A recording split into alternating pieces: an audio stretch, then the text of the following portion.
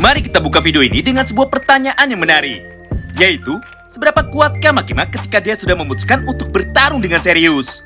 Mengingat Makima yang selama ini kita lihat dan juga kita ketahui, ternyata tidak hanya sekedar ditakuti oleh semua orang yang ada di dalam organisasi Devil Hunter saja, melainkan seluruh pemimpin negara di dunia pun sangat takut sekali membuat dirinya marah dan berhadapan langsung dengan Makima. Nah, oleh karena itu untuk menjawab semua pertanyaan di atas, maka pada video kali ini mari kita breakdown sama-sama mengenai kekuatan dan keahlian apa saja yang dimiliki oleh Makima. Mulai dari kekuatan fisiknya sampai dengan kekuatan supernaturalnya. So, bagi kalian yang penasaran dan ingin tahu mengenai semua jawaban atas pertanyaan di atas, kalian bisa simak terus ya video ini sampai habis. Kita mulai dari kekuatan Makima yang utama, yaitu kontrol dan manipulasi. Sebagai salah satu anggota dari Four Horsemen of the Apocalypse yang memiliki nama Control Devil, Makima pun mempunyai banyak sekali kekuatan superior yang tidak bisa dimiliki dan juga ditiru oleh para devil lainnya, yaitu kekuatan untuk dapat mengendalikan atau memanipulasi makhluk hidup lain yang jauh lebih lemah dari dirinya, baik itu manusia, iblis ataupun Fiend. Dimana sejak awal Makima lah orang atau devil yang merencanakan sebuah kejadian buruk pada seluruh cerita Chainsaw Man part pertama, mulai dari chapter 1 sampai dengan chapter 99. Sederhananya, tujuan utama Makima adalah ingin menjadi seorang penguasa tunggal atau satu-satunya penguasa baik itu di dunia manusia ataupun di dunia para devil. Namun karena Makima tidak cukup kuat untuk mencapai semua itu jika hanya mengandalkan kemampuannya sendiri, akhirnya Makima pun berniat untuk menjinakkan atau mengalahkan Chainsaw Devil alias Pochita, yang merupakan salah satu iblis terkuat yang ada di neraka. Apalagi Pochita sendiri memiliki sebuah kemampuan spesial yang sangat diinginkan sekali oleh Makima, yaitu Chain Eraser, atau kemampuan untuk merubah sejarah, serta kemampuan untuk menghapuskan eksistensi para iblis. Nah, sejauh yang kita ketahui, ada lebih dari 12 iblis tingkat tinggi yang berhasil dikendalikan oleh Makima dalam pertempuran terakhirnya melawan Denji. Yang pertama Bomb Devil alias Rizzy, kedua Cross Devil alias Guangxi, ketiga yaitu Katana Devil, keempat yaitu Longsword Devil, kelima Flamethrower Devil, keenam Spear Devil, ketujuh adalah Whip Devil, yang kedelapan adalah Blood Devil alias Power, kemudian yang ke-9 Gun Devil alias Aki Hayakawa, ke-10 adalah Angel Devil, ke-11 adalah Punishment Devil alias Tendo dan juga Kurose, dan yang ke-12 adalah Zombie Devil. Tentu saja selain semua nama di atas, sebenarnya masih banyak sekali iblis lain yang bisa dikendalikan oleh Makima sesuka hatinya, selama iblis tersebut merasa bahwa Makima jauh lebih kuat dari dirinya, dan selama iblis tersebut mempunyai rasa takut kepada Makima. Kemudian kekuatan Makima yang kedua, yaitu Domination atau dominasi.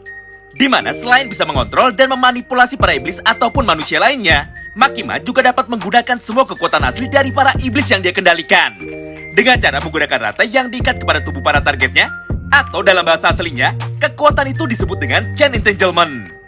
Hal ini bisa kita lihat pada beberapa potongan panel manga yang ada pada chapter 72 dan juga 89. Dimana pada momen ini, nampak Makima yang sedang menggunakan kekuatan dari Angel Devil untuk mengeluarkan sebuah tombak spesial dari neraka dengan sebuah bayaran 1000 tahun usianya sendiri. Tidak hanya itu, bahkan pada beberapa panel selanjutnya, Makima pun juga diperlihatkan mampu menggunakan dan mengendalikan kekuatan spesial dari beberapa iblis tingkat tinggi lainnya, seperti Future Devil, Snake Devil, Punishment Devil, Spider Devil, serta Zombie Devil. Intinya, selain dapat memanipulasi pikiran makhluk lain supaya mau menjadi anak buahnya dan menuruti semua perintahnya, ternyata Makima pun juga bisa menggunakan kekuatan mereka secara bebas dan juga sesuka hatinya. Selanjutnya, kekuatan Makima yang ketiga adalah Force Manipulation.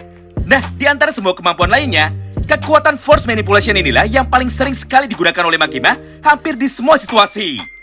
Contoh pertamanya ada pada episode 9 animenya kemarin, di mana pada momen ini, dia menggunakan teknik Remote Execution atau eksekusi jarak jauh dengan sangat akurat sekali. Padahal Makima sendiri saat itu sedang berada di kota Kyoto, sedangkan para targetnya ada di kota Tokyo. Tapi sayangnya kekuatan eksekusi jarak jauh ini tidak bisa digunakan terus-menerus.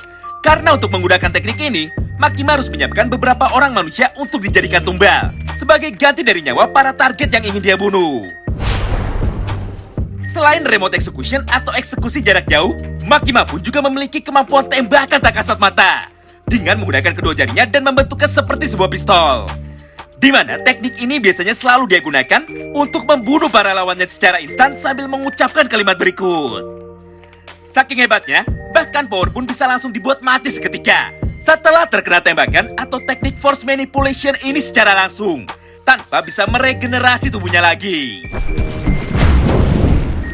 Kemudian kekuatan Makima yang keempat adalah durability dan immortality, atau daya tahan tubuh yang luar biasa hebat, serta dalam tanda kutip sebuah keabadian.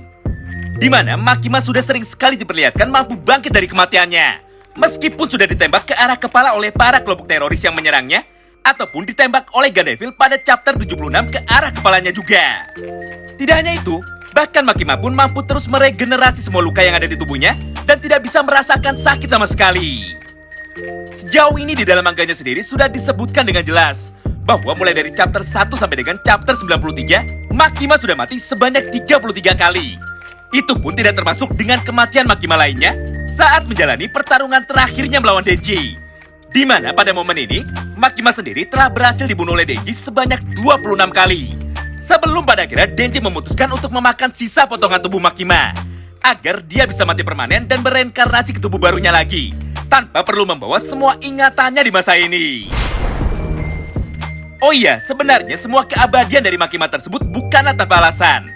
Karena faktanya Makima telah melakukan kontrak dengan Perdana Menteri Jepang, di mana pemerintah Jepang ingin meminjam kekuatan dari Makima dengan bayaran nyawa dari semua penduduknya. Sederhananya, setiap kali Makima terluka ataupun terbunuh, maka secara otomatis luka tersebut akan langsung berpindah kepada orang lain yang tinggal di Jepang. Jadi secara tidak langsung jumlah nyawa dari Makima sangat berbanding lurus dengan jumlah umat manusia yang tinggal di negara Jepang.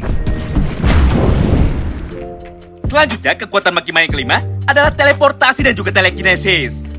Yap, selain force manipulation, kekuatan Makima yang kelima ini juga sudah sering sekali ditunjukkan langsung kepada kita semua. Di mana pada beberapa kesempatan, Makima diperlihatkan mampu berpindah tempat secara instan atau berteleportasi dengan cara menggunakan tubuh hewan lain sebagai perantaranya. Tidak hanya itu, Makima pun juga bisa mendengar semua hal yang terjadi pada suatu lokasi tertentu dengan cara meminjam telinga dari semua makhluk lain yang jauh lebih lemah daripada dirinya.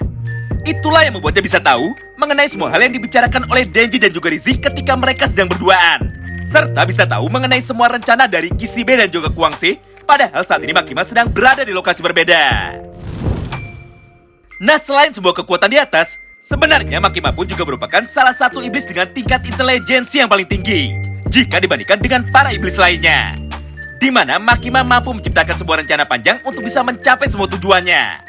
Contoh sederhananya ada pada chapter 92, di mana pada momen itu, Makima berhasil memanipulasi semua orang yang ada di dunia dan membuat mereka semua menjadi sangat suka serta kagum kepada Denji alias Chainsaw Man. Dengan cara menayangkan pertarungan antara Chainsaw Man melawan para iblis tingkat tinggi lainnya secara live, hingga pada akhirnya semua orang pun tidak takut lagi kepada Denji dan malah menganggap Chainsaw Man sebagai seorang pahlawan. Akibat semua hal itu, akhirnya kekuatan Denji pun seketika menjadi melemah dan Denji pun kehilangan wujud sempurna dari Chainsaw Devil. Karena pada dasarnya sumber kekuatan utama dari para iblis adalah ketakutan dari umat manusia. Simpelnya begini, semakin banyak orang yang takut kepada iblis tertentu, maka kekuatan iblis itu pun akan menjadi semakin kuat. Begitupun sebaliknya, jika tidak ada orang yang takut lagi kepada Devil, maka kekuatannya pun akan menjadi semakin lemah. Nah, itulah semua informasi singkat yang bisa kami sampaikan pada video kali ini.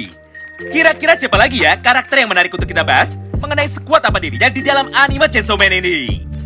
Jangan ragu untuk sampaikan pendapat kalian di kolom komentar ya. Terima kasih banyak yang sudah simak video ini sampai habis dan salam baku hantam.